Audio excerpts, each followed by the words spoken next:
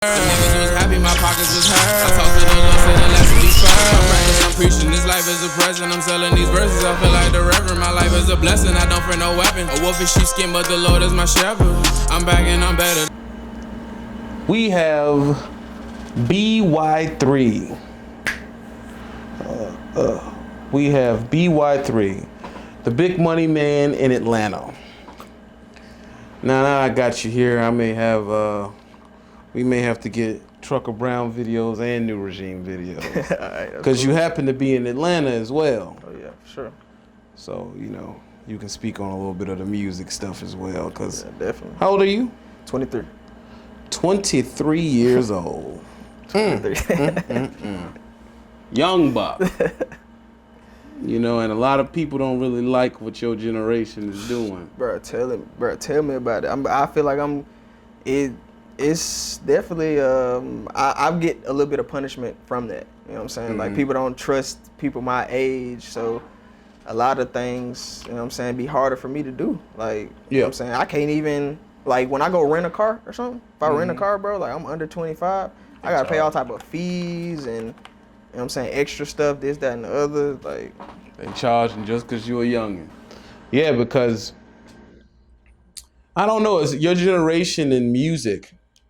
Yeah. I mean, there's music that I like, there is, but then there's someone you just like, what the fudge is this, bro? Yeah. What are y'all thinking?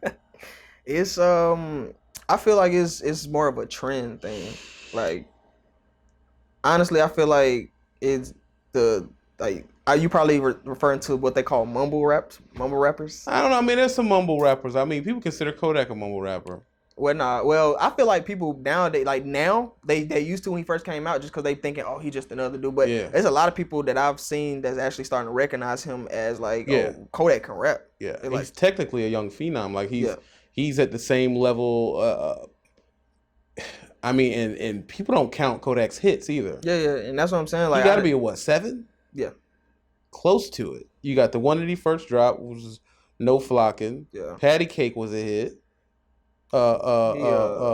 ZZ was his biggest song. He had with X, that song, Roll in Peace. Roll in Peace. Yeah, that.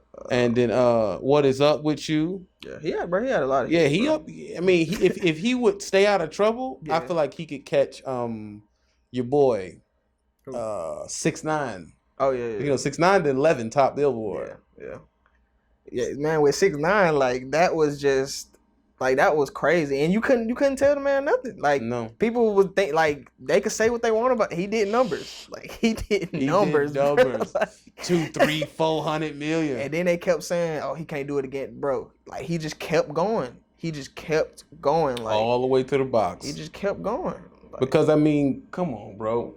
A lot of the stuff he was doing, they knew he wasn't a gang member. Come on now. But he got in their head, and like a lot of people got to the point where they was just like, I mean, even though they knew deep down, like, he just doing this for clout, and they fed right into it.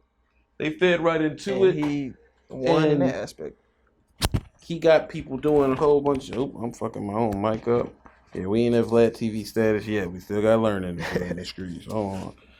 But they knew he wasn't a gang man. People like, I can't believe he snitched. Like, dude, you didn't think that boy was gonna snitch? Right. And then what got me, you know what I'm saying, a lot of people, like, I done seen some dudes that quote unquote call themselves a street dude or been in situations like that, and they call themselves a street dude, and under the circumstances of what happened, like, he's telling on people that had sex with his baby mom. Mm-hmm. And was planning to kill him, and was still stole $4 million from him. Stealing from him, was about to kill him, and smashing his old girl. Like, what the fuck you think I'm about to ride for these niggas? Let's see, that raises the question: is it okay to snitch if somebody piping your baby mama about to kill you and stole your money?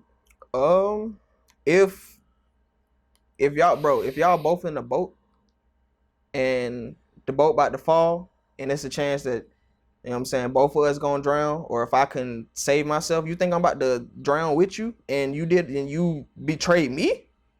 Like, loyalty and trust is out the window once you like once you get to that point where you're no longer loyal to me or I can't trust you. Like, bro, what am I loyal to you for? Yeah, but see, they saying he should be loyal to the streets. Yeah, that's what they say, but they ain't never been in that situation. Yeah, and they trying to give him 47 years. They ain't never been in that situation. I done seen some dudes that was talking about interviews and some dudes made videos that been in that situation, and they call themselves street dudes, and they, you know what I'm saying, this, that, and the other. They was gangbangers, and they were just like, man, y'all can't, like, if you ain't been in that situation, you can't be mad at that man for, you know what I'm saying, his decision he made. I mean, yeah, they say, oh, you ain't this, like, bro, they knew he won that, so Yeah. it don't. You were looking to exploit him from the jump. Right, exactly. They was using him the whole. They know they was using. I mean, the documents that the FBI or whatever had or whatever they had, they caught them talking on the phone saying that they using him and they about to take him out soon because they ain't gonna need him no more. All that stuff, bro. So it was just like. But see, my thing is, don't get into that life if you can't do that life. Because technically, if you in the streets like that, you supposed to X them niggas out. You weren't supposed to snitch on them. Right. For sure. The streets respect you more if you would have killed them. Yeah, but that's where it goes back to. He's not a street nigga. Like, he's not a street dude. Like, no, he's gonna move like a citizen. Right. He's not a street dude. Like, and I seen a song that rubbed me in a good and bad way. Like, I was just conflicted about the whole song. Troy Ave, the streets is a myth.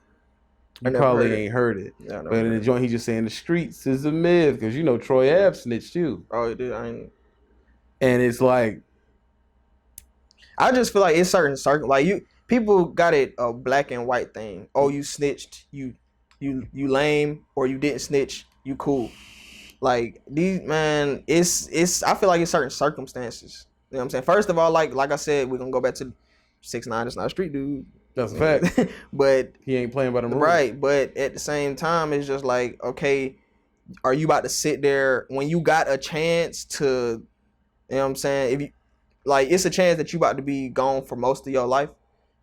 Why you sitting in that prison? What you gonna be thinking about? Like, damn, bro, like, these niggas was about to do something to me, and I could have been, like, I'm sitting in here just because I wanted to have a street reputation that everybody gonna forget about, and ain't nobody gonna remember me. 4 years. And that's what I'm saying. You're it's doing like 47.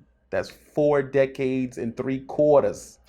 So when your genre of music is no longer, that's like someone saying I didn't snitch during the lean with it, pop with it. And now that is irrelevant. When you get out, you can't have no career. Exactly. So you're done, bro. It's a wrap. This is the point.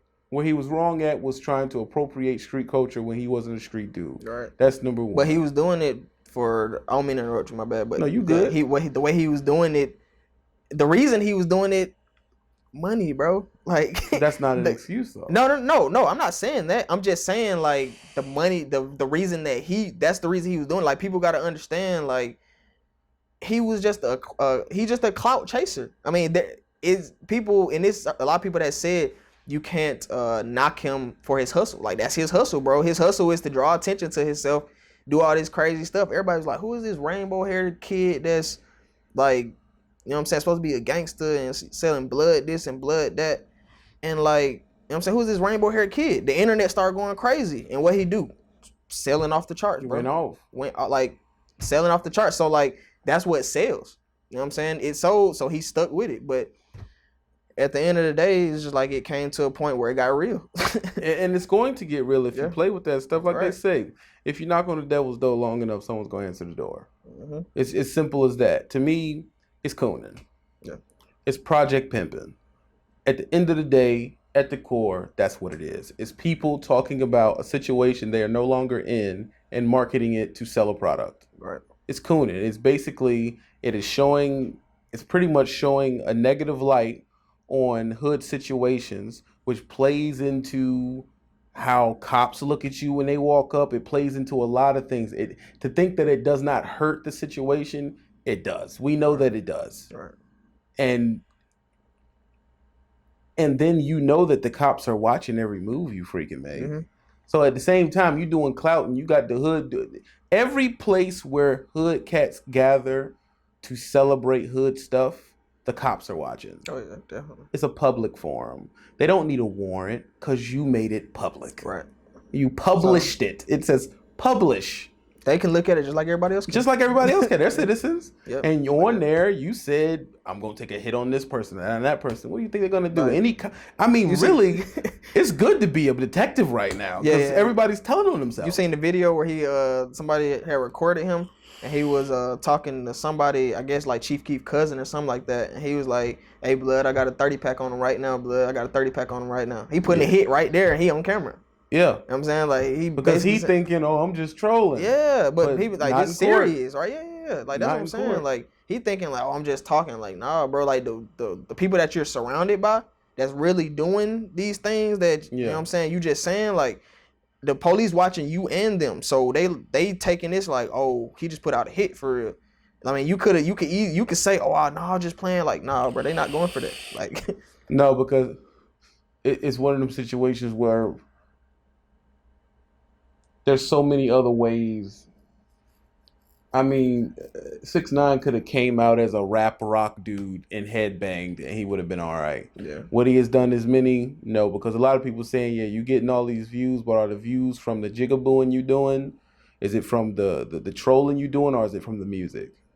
And that's where the line is like, you don't really know. Because you may say 100 million of that is because a lot of young kids can't decipher between. They like the music.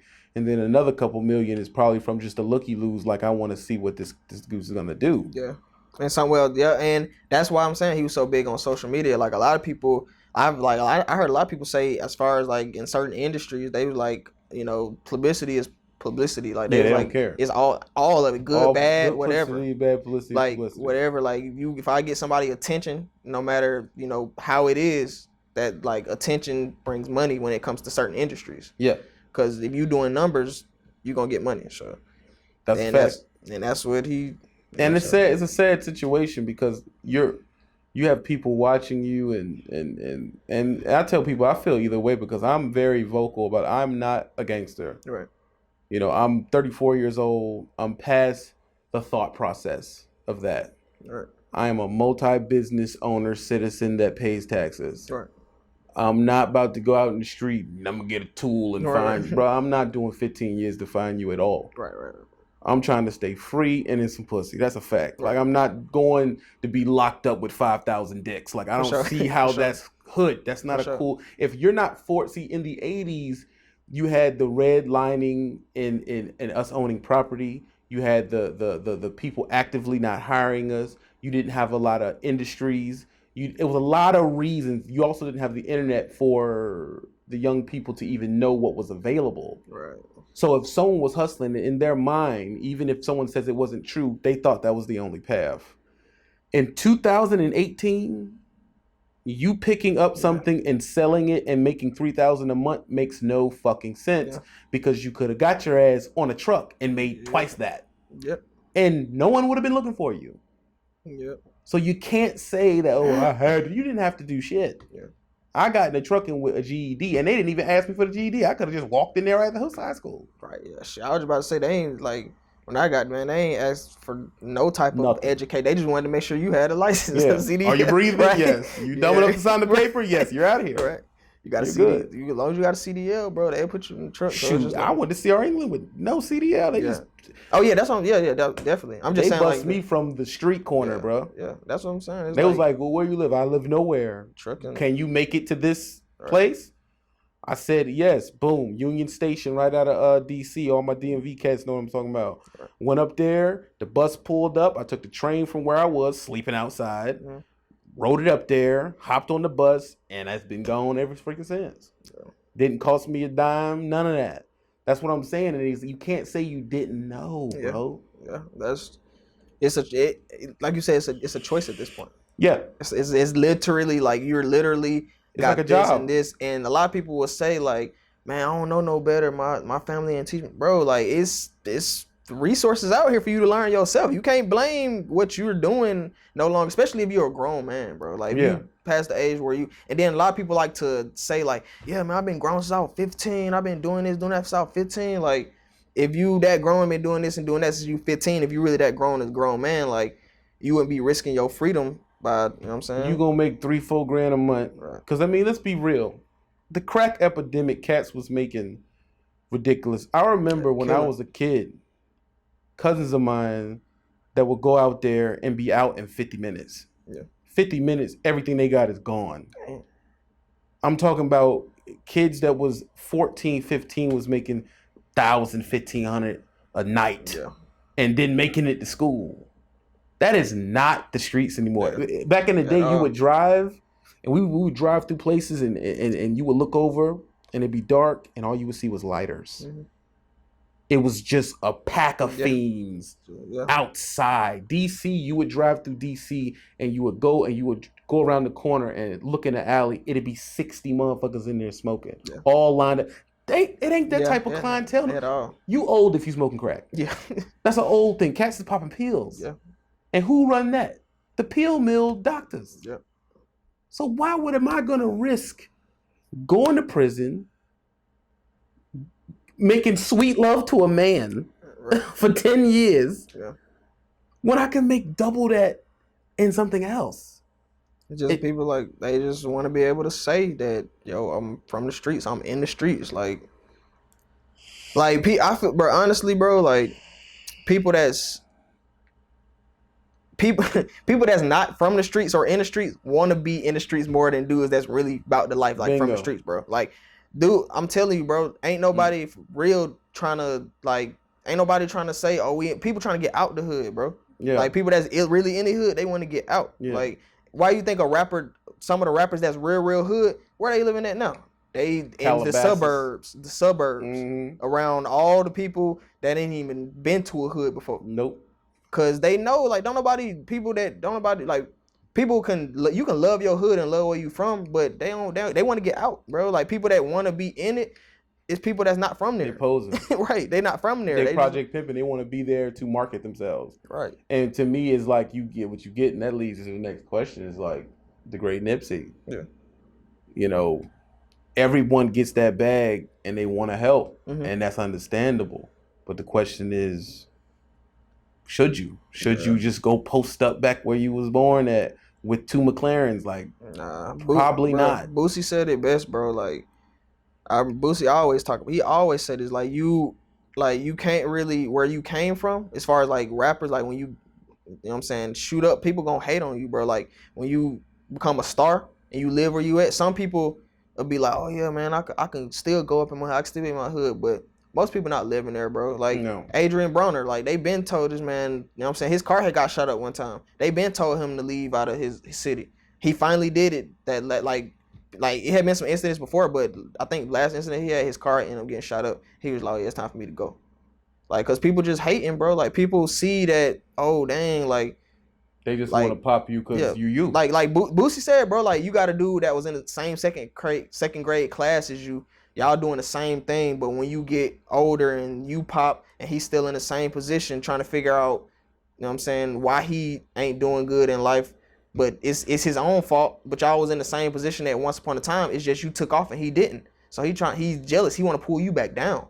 Yeah. So they so envious and jealous of you that they was like, you know what? I can't do nothing about it, so let me just take his life. That's pathetic. Yeah, that's crazy. I mean, first of all, listen. Don't give me $100 million, bro. Right. Because, I mean, I don't even want to be near humans. Bro, I'm be so unaccessible. Bro, I would have an underground mansion, bro. Like, I would, with a lock. I'm waiting on the zombies to show up.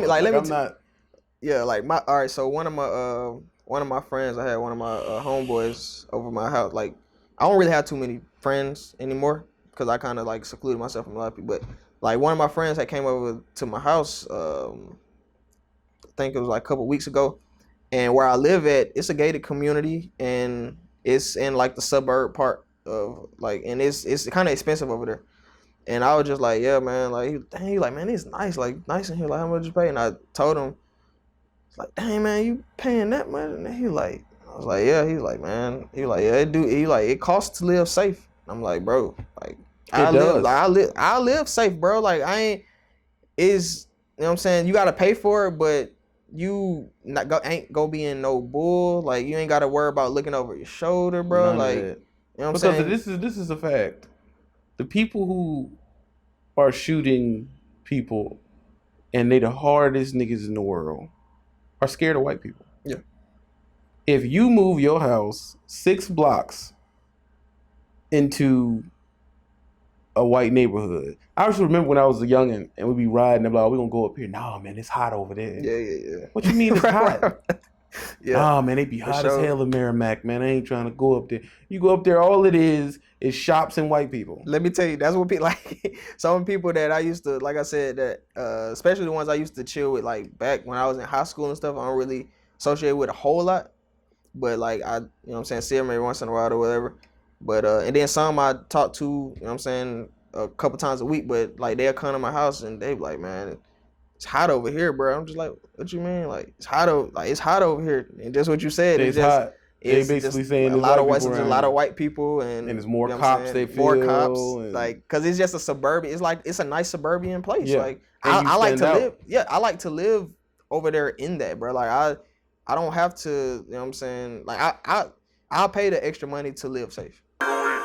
Throw me to the wolves, I came back with a fur. I left on the bus, I came back in the vert. The niggas was happy, my pockets was hurt. I talked to the Lord, said the last will be first. I'm practicing, I'm preaching, this life is a present. I'm selling these verses, I feel like a reverend. My life is a blessing, I don't fear no weapon. No wolf in sheepskin, but the Lord is my shepherd. Throw me to the wolves, I came back with a fur. I left on the bus, I came back in the vert.